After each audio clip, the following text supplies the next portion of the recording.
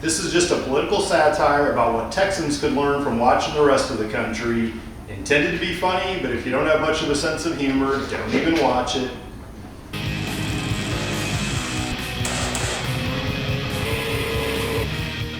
I've never been much for conspiracy theories or political or social rants, mostly because usually I'm busy working every day and trying to keep the house up.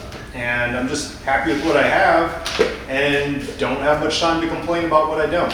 However, after being without power for almost a day, I don't have much that I can do to be productive.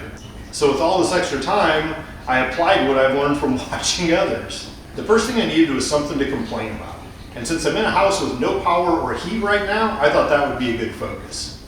I started with a little online pouting by ranting on social media about my problem. That always seems like a great first place to start to let people see how upset I am and why. I gave it at least a half hour and there was still no power at the house, so I decided to protest because that seems to be a good thing to do when people aren't getting their way. I was a little worried that going outside it would be even colder and just make my problem worse, but then I thought back to last year and remembered that somehow when you're having a protest, you could be immune from COVID. And I remember city officials backing this up by saying that you only had to limit your gatherings unless it was a protest for COVID safety. So I thought maybe I'd be immune from the cold too. However, I went outside and it was still cold and made my problem worse. But I stuck to it in hopes that maybe I was just missing something and it would improve. All protesting got me was more cold, and I decided maybe it wasn't working because I was making it selfishly about me and my unhappiness. What I needed was some virtue signaling. So I changed my strategy and made it about my dog who was actually unhappy, not myself.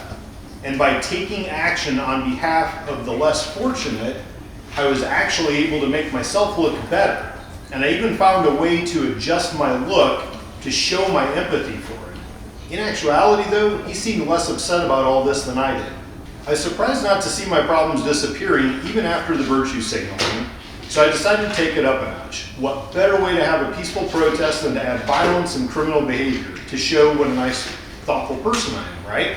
I couldn't find any pallets of bricks waiting for me to knock out windows in my own neighborhood, but I did find a car and tried to flip it. I wasn't able to flip the car over by myself, but that's probably good because it was my car.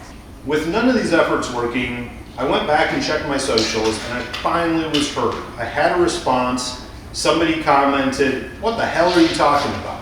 I could tell right away that they were sincerely concerned about my situation and they really cared.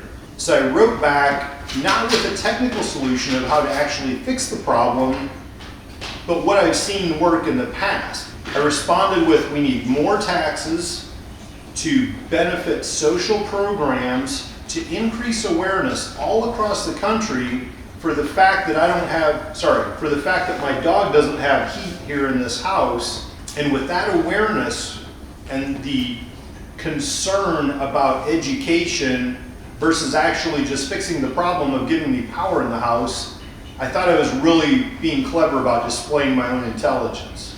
Now that I've made my demands on social media and while I'm waiting for that to happen, I have a little time to think more about what really caused this issue.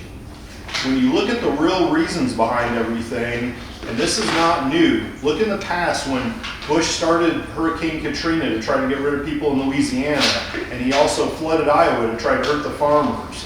And Trump spread the coronavirus trying to get rid of the poor, and Hillary started hanging people to get rid of witnesses. This stuff really happens. It's not just a conspiracy theory now that I have the time to sit around thinking about it.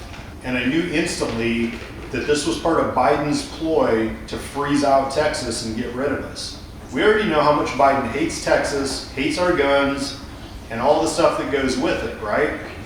He's created HR 127 to try to take away the gun rights and basically make us as law-abiding gun owners and good citizens criminals for even having them. Now what's strange is that he seems to like the idea of revolving doors and giving criminals more leniency.